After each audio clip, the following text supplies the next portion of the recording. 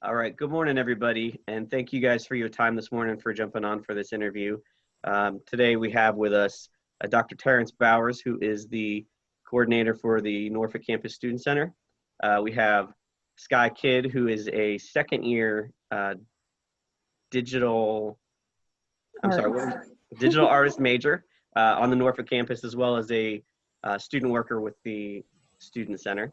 And we have with us Mr. Emanuel Chestnut, who is the acting provost for the Norfolk campus, as well as the dean of students. We want to thank you guys again for coming on. We have some submitted questions from our students, and we wanted to just see if we could answer some of these questions and get some of that information out to you guys. So Sky, I'm going to hand over the reins to you, and we're going to go through some questions. All right.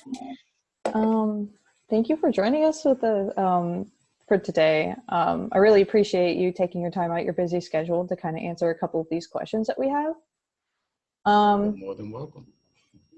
So for our first question, what is a provost exactly, and how do they impact the students? Well, the provost is everything to everybody. The position title is basically you are the chief academic officer and student affairs officer for that campus. So that means you handle the academic side and the student affairs or student-centered side of the house. In addition, you are also responsible for facilities and anything and everything that occurs on that campus is your responsibility. You're sort of like the president of that campus, if you will, and we have 4 campuses and 4 provosts. As it relates to our students, anyone who knows me know our students are my passion. You are the reason why I walk through the doors. I want you to know my story of trials and tribulations. I want you to know my stories of also triumph, and that you are me and I am you. You can relate to the things that I've been through and vice versa. So that, I think, is probably the most important part of what I do, is engaging our students, because I believe if you're able to engage them, they'll find success, because you're having those conversations, you know their wants and needs and those types of things. So out of all of the things that I do, I would say without any ambiguity, our students are the top of that priority list. Thank you. So well said. I know you're always running around the Norfolk campus, just pretty like much all the time. So how has the changes made on campus due to COVID-19 affected the way you interact with the students nowadays? Well, obviously the personal contact, as you mentioned, I'm seen around campus many times during the day, and that is to make sure our students, faculty, and staff are doing okay. COVID-19 kind of inserted itself, so you have to shift the paradigm, if you will, and find different and new ways of communicating, whether it be via Zoom. Zoom seems to be the order of the day for most of us. That's a definite entrenched part of our lives these days, because we have to communicate with faculty, staff, and students. So we email. I take personal time out every day to reach out to our students via my cell phone. When I'm in the office, I will call them. I would also reach out to our faculty and staff, because again, without our faculty and staff, our students would not be able to get what they came here to get, and that's success, to be able to graduate. So COVID has inserted itself, but it's not going to slow us down. We know why we exist here. So our students, again, as I iterated from the beginning, are indeed the priority. So I have a personal relationship with just about every one of our students. They all know me. They know at the end of the day, if they're not getting what they need, they can reach out to me via any of those platforms that are available to them. So COVID is here, but so are we. I like that. So what safety precautions can students expect upon returning to the Norfolk campus? Well, again, for me, it's about ensuring the safety of our faculty, staff, and our students. So obviously from the simplistic lens, cleanliness. our facilities team, they've been here throughout this pandemic. They've been on campus every day, cleaning and ensure that everything is sanitized, using PPE, personal protective equipment, gloves, masks, and the like. We'll normally receive the guidance relative to those types of things, the parameters from whatever the governor outlines and our chancellor with the Virginia Community College system. But again, make no mistake, our students, faculty, and staff have to feel safe if we are indeed to arrive back on the Norfolk campus and anywhere at Tidewater Community College. So safety is the priority. And that's our impulse to make sure that we get those things done so that we can come and we can live and reside in a safe environment. So speaking of the safety on the campus, when do you exactly see students returning to the campus? That's one of the unknowns with the timeline, or not so much timeline relative to the governor and phase 1, 2, and 3 of opening back the state of Virginia. So those guidelines are what we have to use. Those are the parameters that we'll have to use to give us a sense of balance and give us a sense of direction as to what are the next steps. So I wish I could say, oh, well, tomorrow we'll be back, because I truly miss our students, faculty, and staff. And but I'm always transparent. I'm always honest with anyone who I'm speaking to. So that is a question that is an unknown. But we are planning in the event of, so we cannot wait until, or the governor said we're going to open in a couple of weeks and we're not prepared. So the cabinet and the faculty and staff are indeed planning if that is to become a realization. The new norm is what we call it. So, you know, things are going to change. Things are not going to be the way they were before. So we just have to make sure we continue to show that we care about one another and do the best we can with what we have. So, speaking of which, when we see a return of students, whenever that may be, how will classrooms look? Would the sizes be different, or? Yeah, I'm sure, excuse me, social distancing is going to be the order of the day. Right now, there can be no more than 10 folks in a room, for example, in a classroom. So you have that professor, for example, and 9 students. We have to configure the classrooms where we're abiding by what the CDC says, what the health department says, and what the governor and the chancellor prescribes for to community college system. But I think social distancing is going to be here for a while. So for us, taking those adequate precautions is kind of what you can visualize the classroom looking like and the campus. There's a lot of planning going on internally to make sure we have signage around the campus, to make sure that when students get out of class, for example, if that were to occur in the near future, that we are practicing social distancing so that 5 people won't get off the elevator at one time. That would not be a good solution to, you know, looking out for the lives of and caring for those people who we say we definitely care about. So it's going to be a different lens that we're going to be looking through, but it's all in the eye of ensuring that our students, faculty, and staff are safe. Safety. So do you think this new experience of COVID-19 will change the way we program online classes and virtual learning for future semesters? I think it's going to shift the paradigm for all that we do, not just in the classroom. I do feel that once we get out of the COVID-19 or whatever comes next, we're going to be prepared to handle no matter what comes our way. I think that, in my view, what is one of the primary things that have come out of this is that our teams, they demonstrate that they care. I knew they cared about one another, but you see it in action. The trust, the communication is going to be better. So obviously we know that the classroom is going to look different, that we'll be collaborating even more so to make things better.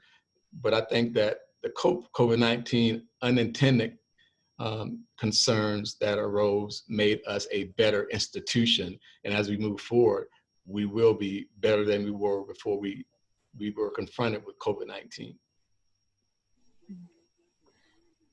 So what are you looking forward upon returning to the campus? Our students. Yeah, for sure. That is, I still, like I said, I call and I email our students, but just being able to see them, being able to have that one-on-one conversation, and not it be use a barrier such as Zoom or the other side of a phone or the other side of a keyboard. I'm truly, truly looking forward to seeing our students, because again, I know their stories and they know mine, and I am them for sure, and they are me. So as you can see, I get excited when you talk about our students. So they are my passion. They are the reason why we walk through these doors called Tidewater Community College every single day. You are indeed an inspiration to me, and I can promise you I can speak for Mr. Barber, Dr. Bowers when I state that. I think that sometimes some of our students look at us as inspirers, if you will, but it's the opposite. You don't know what impact that you have on our lives. And for me in particularly, because I know the reason why I serve, and it's because of our students. Yeah, I miss the students as well. What would you say to the students who might be a little apprehensive returning to college? For me, and I understand that's that humanistic perspective, and that's not just our students. You'll have faculty and staff that'll also have those reservations or those concerns. I think we have to demonstrate that we care about them, that we have their best interests in mind, that we are putting forth a well thought out, comprehensive, safe environment for them. Because for me, you can say those things to people every single day and every single moment of the day. It is about how you demonstrate what you're saying, put those words into action, and show people that you are indeed have their best interests as the priority. So I'll have those conversations with them. My intent is to have those conversations using a proactive lens and speaking to our team and our students prior to them, arriving back on campus. So I think that we have to have those preliminary conversations before we can have the full burst, wide version of a conversation that entails all types of segments. So for me, it starts with the conversation and ensure that you give them confidence. Because if you have no confidence, you're going to be a little standoffish, you're going to be a little apprehensive, but show them. And I think that we can do that as a collective instead of as an individualistic type of scenario. So we have to be together on this. Unity. What hopes do you have for TCC for the upcoming year?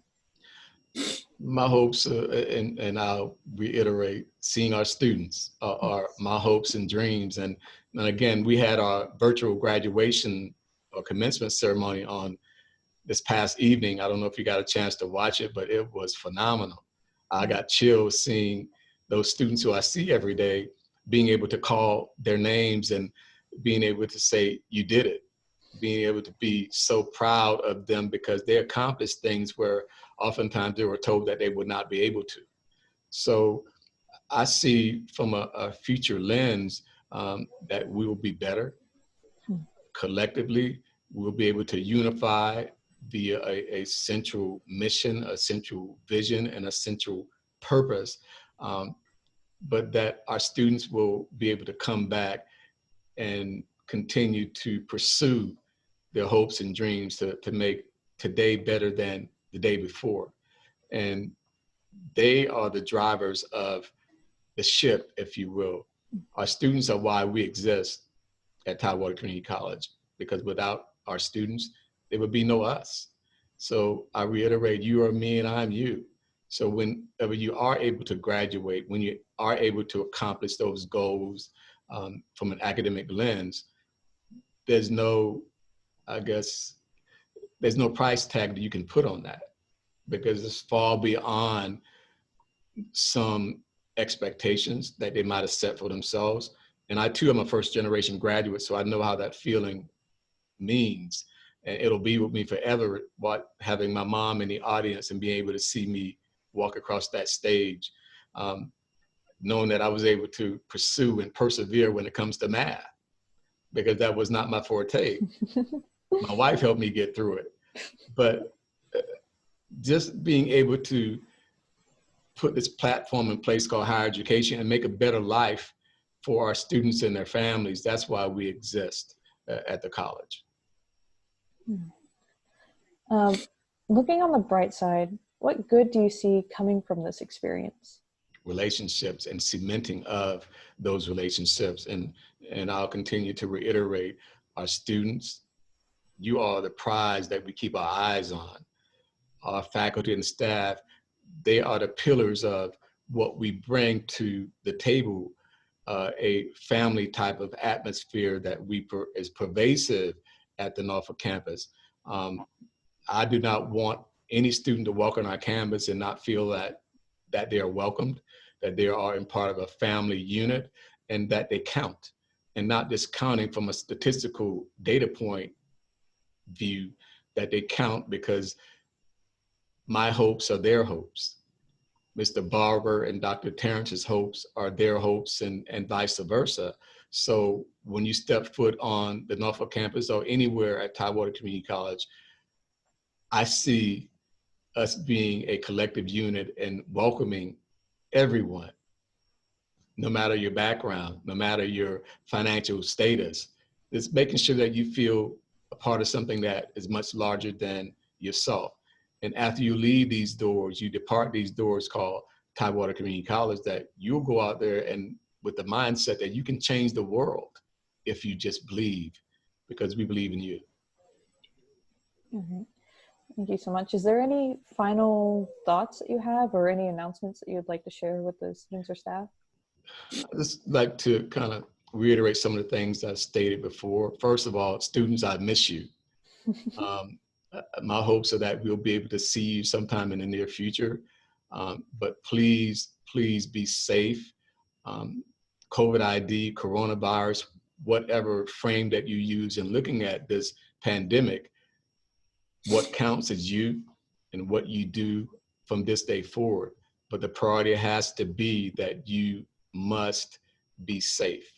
You have to take care of you and your family first, because if you don't do that, there's nothing else that matters. We hope to see you at the next commencement ceremony.